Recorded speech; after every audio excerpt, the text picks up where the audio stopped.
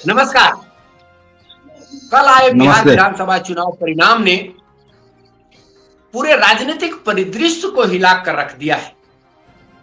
जहां अधिकांश चर्चा एक कड़े मुकाबले की भविष्यवाणी कर रहे थे, वहीं नतीजे एकदम आश्चर्यजनक रूप से एनडीए के पक्ष में आए।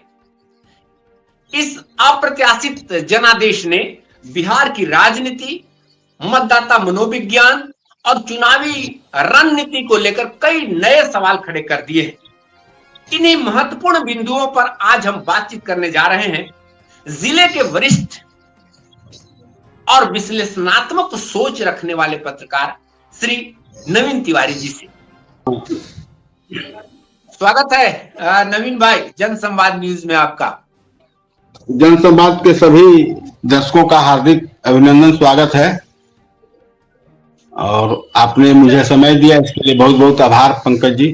नहीं नहीं नहीं, आप आए इसलिए आप भी आभारी हैं। अपने व्यस्तम समय में से आपने समय दिया। अच्छा नवीन जी, आज हम विशेष तौर पे आपको आमंत्रित इसलिए किए हैं कि आपका जो राजनीतिक विश्लेषण होता है उसे हम सोशल मीडिया के जरिए, अखबारों के माध्यम से पढ़ते रहते हैं। बिहार चुनाव के परिदृश्य में आपको खास तौर पे आमंत्रित किया है। जी एक्चुअली ये जो जी जी। चुनाव था वो पूरे चुनाव में सभी सोशल मीडिया साइट्स हो या सभी चीजें हो, शुरू से यह बता रहा था कि वहां कड़ा मुकाबला है महागठबंधन और एनडीए के पक्ष में। लेकिन जब परिणाम आया तो ऐसा कोई मुकाबला नहीं दिखा। क्या आपको मूल कारण इसका लगता है कि कहीं कोई मुकाबला नहीं दिखा, एक तरफा परिणाम एनडीए के पक्ष में आया? ऐसा है पंकज जी कि ओवर कॉन्फिडेंस, अति आत्मविश्वास किसी भी विषय में बहुत हानिकारक होता है। और जहां तक मेरी समझ है, महागठबंधन के लोग ओवर कॉन्फिडेंस में चले गए।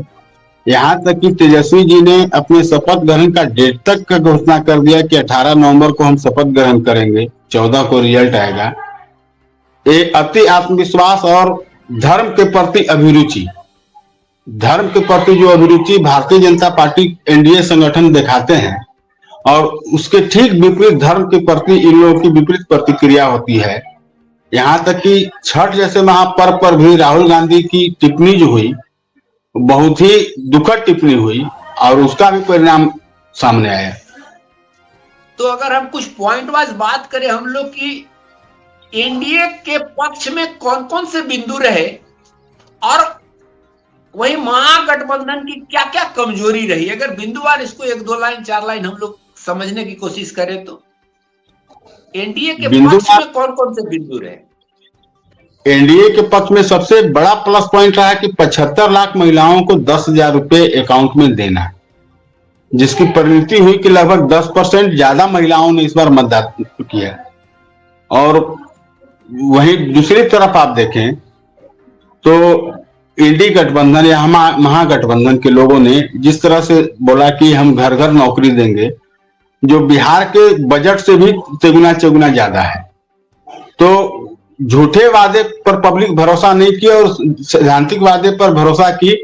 और देखी कि महिलाओं ने देखा कि हमको अकाउंट में, सीधे अकाउंट में पैसा चला गया, भविष्य में भी हमको अकाउंट में पैसा आएगा। तो भारतीय जनता पार्टी गठबंधन के प्रति विश्वास जताया लोगों ने।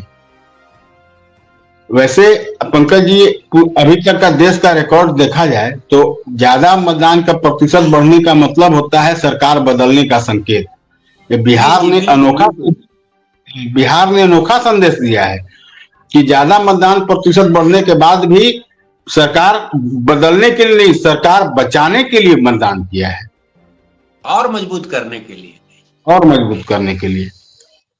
ये तो ठीक वैसा ही हुआ कि जो विपरीत मतदान होते हैं सरकार के प्रति, तो ऐसा दिख रहा है जैसे विपक्ष के प्रति ही विपरीत मतदान हुआ बिहार में। विपक्ष। हाँ, नकारात्मक टिप्पणी इन लोग को बहुत नुकसानदेह किया। और देखिए, देश में राजनीतिक धारा बदल चुकी है। इस राजनीतिक बदलते धारा को समझना होगा विरोधियों को। दो बातें हो रही थी इस बिहार चुनाव में। राजद कह रहा था कि युवा हमारे साथ है, राजद गठबंधन या महागठबंधन, और इधर से बोला जा रहा था कि महिलाएं हमारे साथ हैं। और तीसरा एक वर्ग था समान मतदाता, सामान्य, जो न युवा थे न महिला थे। ये तीनों का मनोविज्ञान कैसे चला, किस किस रूप में चला इस चुनाव में आपके अनुसार? लेकिन मेरे अनुसार, अब आइएगा पंकज बाबू, तो जन सुराज बहुत बड़ा फैक्टर रहा है इस बार चुनाव में। अभी जन सुराज का वोट प्रतिशत सामने नहीं आया है। जन सुराज ने निश्चित तौर पर महागठबंधन को बहुत बड़ा नुकसान दिया है।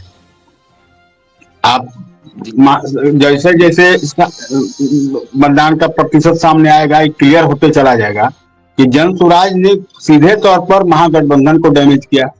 सीमांचल इलाकों में महागठबंधन को ओबीसी ने बहुत बड़ा डैमेज किया। ओबीसी 20 सीटों पर मुस्लिम वोटों का ध्रुवीकरण अपने पक्ष में करने में सफल हो गए, जिसका परिणाम हुआ कि एनडीए गठबंधन को वहां बहुमत मिला सीमांचल के इलाकों में। तो वैसे ही जन सुराज और ओवैसी एक बहुत बड़ा फैक्टर है जो इंटरनल रूप से भारतीय जनता पार्टी के पक्ष में काम है। और साथ ही लगता है मुस्लिम मतदाता को भी उन्होंने वहां प्रभावित किया, जो लाभ महागठबंधन को मिल सकता था, जो उनको नहीं मिला। ये स्पष्ट रूप से सीमांचल इलाकों में 20 सीटों का नुकसान महागठबंधन को मिला है ओवैसी के कारण। जी जी जी जी, बिल्कुल बिल्कुल बिल्कुल। युवा युवा युवा एक्चुअली किधर दिखे आपको? युवा आज के दौर में देखिए, आज का युवा नए दौर का युवा है और युवाओं में जंगल राज को युवाओं ने नहीं देखा है, लेकिन जंगल राज को सुना जरूर है कि कैसे पटना में बहू बेटियों का चलना दूभर हो चुका था, कैसे शादी ब्याह के घर में हो सोफा और बड़े बड़े कार शोरूम से उठा लिए जाते थे। उस दौर को युवाओं ने कम से कम सुना जरूर है, अपने पूर्वजों से, अपने पिता से, अपने चाचा से, अपने बड़े भाइयों से। उस दौर में युवा पुनः नहीं जाना चाहते थे। इसलिए आज का भारत, बेशक भारत का युवा जो है मोदी के साथ चल रहा है, इस बात को मानने में कोई गुरेज नहीं है। तो बिहार के पूर्ण महिलाओं पर एक कुछ 2 लाइन का टिप्पणी, महिलाओं ने क्या किया? महिलाओं ने भारतीय जनता पार्टी के प्रति विश्वास जताया और भारतीय जनता पार्टी ने उन्होंने एक भरोसा दिया था कि हमें अभी आपको 10,000 रुपए अकाउंट में दे रहे हैं स्टार्टर के लिए, पुनः 1,90,000 और हम देंगे एज ए लोन, और उससे आप अपना व्यवसाय कीजिए। तो महिलाओं में एक जागृति आई कि नहीं, हम लोग भी अपने घर में बैठकर छोटे छोटे रोजगार कर सकते हैं, और भारतीय जनता पार्टी के प्रति उन्होंने विश्वास जताया। सामान्य वर्ग का क्या मनोविज्ञान रहा? मैंने ये दोनों को छोड़ के, युवा और महिला को छोड़ के, सामान्य मतदाता क्या सोचा इस चुनाव में? सामान्य वर्ग, बेशक जो बड़े बुजुर्ग हैं उन्होंने लालू यादव का दौर झेला है और उस दौर में पुनः वे नहीं जाना चाहते थे। आज के डेट में नीतीश कुमार का कोई विकल्प नहीं है। बेहतर विकल्प को युवाओं ने, चाहे सामान्य मतदाताओं ने चुना, बेहतर की ओर बढ़े, और तेजस्वी यादव उस मुकाबले में अपने आप को फिट नहीं बना पाए। नवीन जी, एक प्रश्न है जो हमारे समझ से आपसे बेहतर ईमानदारी से इसका जवाब कोई नहीं दे सकता है, उतना दिलेरी पूर्वक। ये बताइए, थोड़ा सा हम लोग स्वर्ण मतदाता की भी बात कर लें यहाँ पे, ये बहुत जरूरी है। हमको ऐसा समझ में आ रहा, हालांकि हम लोग जातिवादी व्यवस्था की बात नहीं करते हैं, लेकिन चूंकि चुनाव है तो हर एक फैक्टर्स है। क्या ऐसा लगता है कि महागठबंधन ने स्वर्ण मतदाताओं को ज्यादा तरजीह न देकर के भी बिहार में लॉस खाया है? पंकज जी, यहाँ बात गौर कीजिएगा कि बीच चुनाव में राहुल गांधी की एक टिप्पणी आई थी जो स्वर्णों के पूर्णतः विरोध में थी। 90% पिछड़ों की बात की है और 10% स्वर्णों के बारे में बोले कि उन्होंने कब्जा कर लिया है सेना जैसे जगहों पर। तो स्वर्ण मतदाताओं को हिकारत भरी दृष्टि से देखने की इनकी आदत, भूरा बाल साफ करो का इनका पुराना रवैया, कहीं ना कहीं स्वर्ण मतदाताओं के दिल में आरजेडी के प्रति आज भी एक द्वेष की भावना रहती है। मैं बहुत तेरे ऐसे लोगों को जानता हूं बिहार में भी जो बोलते हैं कि राजद को वोट देने में हाथ कांप जाता है। तो स्वर्ण मतदाताओं में तो बेरुखी जरूर है महागठबंधन के प्रति, और भारतीय जनता पार्टी ने जिस तरह से स्वर्णों को इस बार टिकट दिया, स्वर्णों के साथ लामबंदी की, वो कहीं ना कहीं स्वर्णों को जोड़ने में कामयाब हो गई। आज स्वर्ण का लगभग 30 से 40 विधायक जीत कर आए हैं एनडीए गठबंधन से, बिल्कुल तो बिल्कुल बिल्कुल बिल्कुल। स्वर्णों को बहुतायत मात्रा में टिकट देना भी भारतीय जनता पार्टी गठबंधन के पक्ष में काम कर गई, और स्वर्णों ने खुलकर इस बार मोदी गठबंधन को मतदान किया। अच्छा, इस चुनाव में जी। व्यक्तिगत अगर नीतीश कुमार की बात की जाए तो नीतीश कुमार का कितना लाभ एनडीए को मिला और मोदी जी का कितना लाभ एनडीए को मिला, और दोनों को यदि हम लोग तुलना करके देखें तो अधिक लाभ किसका मिला? यह एक ईमानदार प्रश्न है आज के समय में। यहाँ पर मुझे एक प्रसंग याद आ गया पंकज जी। जी जन सुराज के प्रशांत किशोर से बड़े चैनल वाले लोग इंटरव्यू कर रहे थे और तुलना कर रहे थे कि तेजस्वी और नीतीश कुमार में कौन। तो प्रशांत किशोर जैसे जो आज के परिवेश में 243 सीट पर चुनाव लड़ रहे हैं, उन्होंने स्पष्ट कहा कि नीतीश कुमार और तेजस्वी का कोई तुलना नहीं है। और नीतीश कुमार 20 साल के अपनी करियर में एक बात तो बखूबी है कि उनके करियर पर कोई दाग नहीं है, कोई भ्रष्टाचार का आरोप नहीं है। नीतीश कुमार के परिवार परिजन आज भी आम जनजीवन जीते हैं, तो उसका लाभ तो कहीं ना कहीं गठबंधन को मिलता ही है। भारतीय जनता पार्टी गठबंधन नीतीश कुमार के साफ छवि को भुनाती है, और बाकी मोदी जी का तो भाई तेज पूरे देश में छाया हुआ है, तो उसका लाभ तो मिलता ही है। ऊपर से योगी जी बटोगे तो कटोगे का भी आकर नारा बुलंद कर चले गए। तो कहीं ना कहीं भारतीय जनता पार्टी की जो चुनावी रणनीति थी इस बार कारगर हुई, और पुनः नीतीश कुमार कमबैक कर गए। नीतीश कुमार मुख्यमंत्री बनेंगे? इसमें